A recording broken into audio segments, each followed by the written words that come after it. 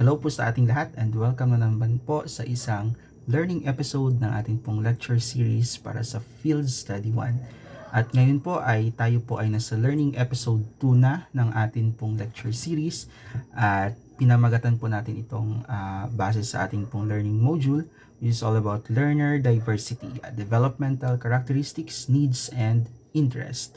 Again, kung bago pa lang po kayo sa aking YouTube channel, please don't forget to subscribe, like, and share this video para po maging updated pa po kayo sa akin pong mga upcoming videos, especially po para po sa ating special lecture series para po sa Field Study 1. Ayan po, no? So magsisimula na po tayo. So just a reminder again, this is based on the main reference na Field Study 1 book that was published by Lorimar and authored by Dr. Lucas et al. So ito pong mga i-discuss po natin ay pagmamay-ari po nila, sila po ang copyright owner at ito po ay ating dinidiscuss lamang para po kayo ay matulungan at magabayan upang mas maging madali po ang inyong pangunawa sa mga activities na dapat po ninyong gawin or gagawin para po sa field study. So again, you need to purchase the book. Kailangan nyo pong i-purchase ang libro po nila para po hindi po tayo patawan ng anumang mga kaukulang parusa na related po sa copyright. So, let's start our lecture this morning, afternoon, or evening man po sa inyo pong panunood. Okay, so again, we're talking about learning episode 2 of the Field Study 1, and it talks about the diversity of learners. So when you go to a learning institution, there are diversity in the learner's needs, learner's characteristics, learner's attributes. So, bawat estudyante may kanya-kanyang pangangailangan yan.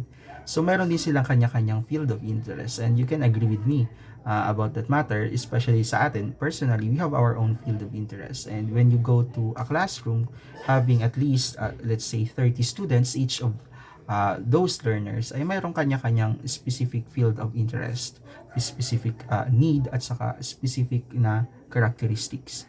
So this learning episode generally aims to provide opportunity to observe learners of different ages and grade levels.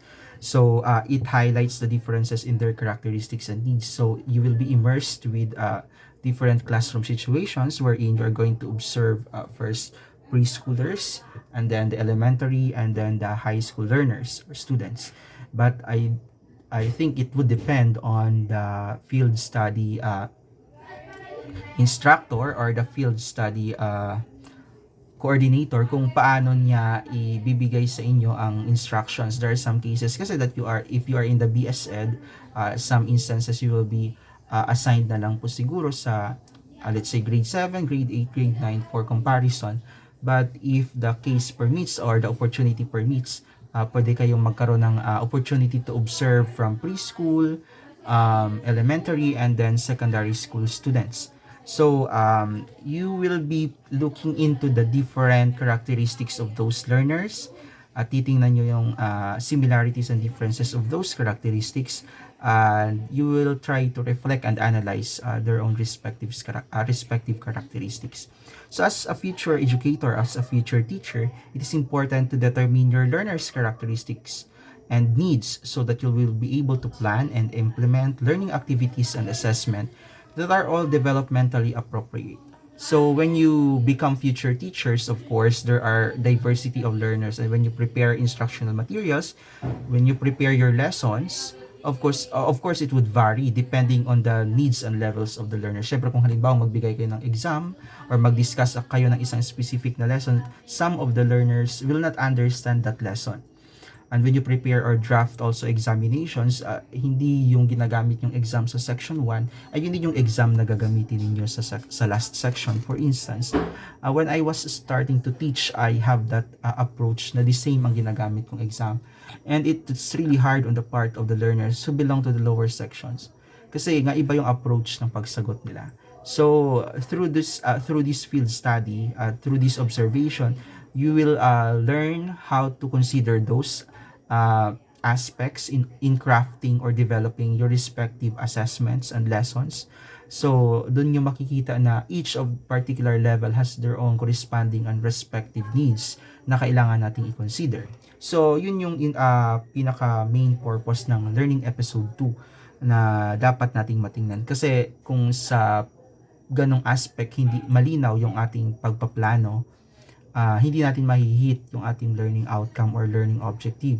So, kapag hindi maayos yung ating planning, hindi natin tingnan mabuti ang ating mga learners, so maaari makapag-provide tayo ng mga assessments na hindi akma sa kanilang level of comprehension or hindi magiging akma sa level ng kanilang understanding sa lesson na atin pong pine-present. So napakahalaga po 'yon kasi kung hindi naman nila naiintindihan yung topic na dinidiscuss natin or dinidiscuss nyo when you become future teachers, everything will be useless. So wala din namang mangyayari. So in this learning episode, the learning episode 2, the intended learning outcome is to be able to describe the characteristics, the needs and interests of learners from different developmental levels. Mas maganda nga sana na magkaroon kayo ng opportunity na makapagpanood na o makapag-observe ng mga students mula sa preschool talaga, elementary at saka sa high school para ma-compare ninyong mabuti. Pero sabi ko nga kanina, depende ito sa supervisor ninyo sa field study. But it will give you different perspective. Siyempre, iba ang pagtuturo sa preschool, iba ang pagtuturo sa elementary, at iba din ang pagtuturo sa high school. The same with the case of college students. Teachers have different set of approaches when they try to teach learners with diverse needs and characteristics. So, let's try to revisit some of the learning essentials na kailangan ninyo bago kayo mag-immerse o mag-observe sa mga estudyante. So, since this is all about the developmental characteristics, needs, and interest of the learners, one of the primary considerations is for you to understand and regain and revisit what development is. Development is relatively orderly. So, there is a specific step, there is a specific process, and each stage, it contains different aspects of progress. So, development follows directional patterns, which includes or such as from the head to toe and from the center of the body outwards when we're talking about our physical appearances. But when it comes, let's say, to the cognitive processes, isa sa mga considerations natin is, apologies sa mga sounds, no? Kapag halimbawa na ikaw ay pinag-uusapan natin ay cognitive development, so tinitingnan natin na kapag primary, of course, you will match the assessment sa level ng primary. You will not give primary level learners with a kind of test that are too high for their level. And then, of course, there are special treatments for those students who are highly intellectual or yung may mga special capacities or yung mga genius levels ng mga estudyante. But for the students who belong to the average level or the regular level classes, not those who are belonging to the special classes or special cases, you need to consider that as a normal form of assessment na dapat nating i-consider. So, when development takes place gradually, no, hindi yan yung right away, agad-agad ay makikita mag-develop. Is progressive. So, kagaya ng pagtuturo natin, let's say for example, in the K-12 curriculum program, gradual ang pagtuturo ng mga content. Ang mga learning competencies ay naka-specify kung ano lang yung dapat maturo at a particular grade level. Hindi mo pwedeng ituro yung mga competencies that are belonging to a higher level of learning. So, gradual ang development. The same is true with our physical and emotional or psychological aspects. These are gradual development stages. And also, in the teaching and learning process, we're not just talking about the mental or the cognitive aspects of our learners. One of the key considerations also are the other domains of teaching and learning, as well as the development. Of course, that includes physical, social, emotional, and cognitive aspects of domains of developmental learning. And all of those sets are very important. Physical, napaka-importante yan. There are things that they can do, for example, in the cases of physical education, subjects, and the like. So, mga considerations natin yan. So when we provide specific activities, would it match the level of their physical capacities? Also, the emotional components and the cognitive, of course, cognitive, napakahalaga. And the social component also, you need to consider that. And the last thing that you need to recall again, revisit, is that development proceeds toward greater complexity, self-regulation, symbolic or representational capabilities. Uh, as what I am saying a while ago, there are specific stages of development, all aspect or domains of development, teaching, and learning. So, sa bawat stage, mayroon silang kanya-kanyang capacity kung ano lang ang kanilang posible or kayang gawin sa stage or level na yon. And dapat natin yung i-consider as future teachers, you need to look at that particular perspective kasi kapag mag-prepare tayo ng mga materials, instruction, and assessments, isa yan sa mga key considerations. So you need to consider that in your teaching and learning process.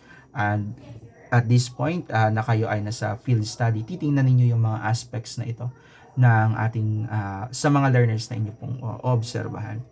So in this particular learning episode, you're expected to realize the learning outcome by doing the following task. So the first one is to observe, yun nga sabi ko, but this would depend on your supervisor, but basically this is what is being prescribed by the field study handbook, that you need to observe 3 groups of learners, which is composed of learners that are coming from different levels. We have the preschools, the elementary, and the high school. So the next one is to describe each of the learners based on your observation. There are specific checklists later on that will be presented na naka-specify doon kung ano ba yung inyong mga dapat na obserbahang aspeto. And you need to validate your observation by interviewing the learners. So isa yun sa mga considerations. When you do, of course, you need to ask permission, but I know that before you're sent, you were sent there in your respective schools, ay alam ko may permission naman kayo to do the specific task. But again, be extra careful in conducting specific interviews with the learners. Make sure that you have asked the corresponding permit para ma-interview nyo sila. And then you compare them in terms of interest and needs. So in this particular learning episode, you will have observation guides and forms. So the first one is observation guide for the learner's characteristics, and you need to observe for these learners their physical, social, emotional, and cognitive characteristics.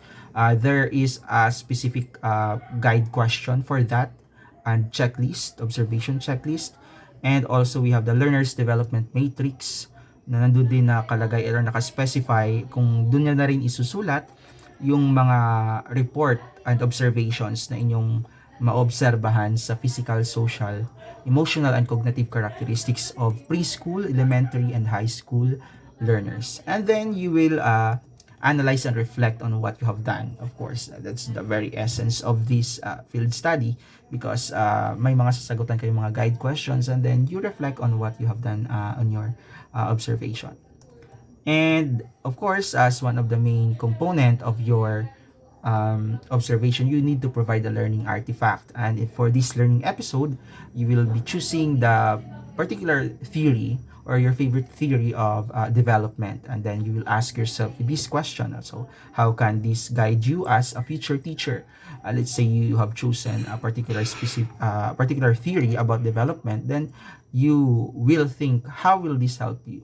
And then you clip some readings also about this particular theory that you have selected, and you paste them on the space provided in the handbook or manual. And then you will have also the chance to evaluate your work. There is a rubric at the end of the learning episode, and you do some evaluation of what you have done. I hope this learning episode helped you to understand better the things that you need to do for this learning episode. And again, thank you so much for watching, and I hope nakatulong ito sa inyo. I am also hoping that I'll see you again in the future learning episodes natin. And again, kung hindi ka pa nakakapag-subscribe, so please hit that like and subscribe button below. And see you, and God bless. Thank you.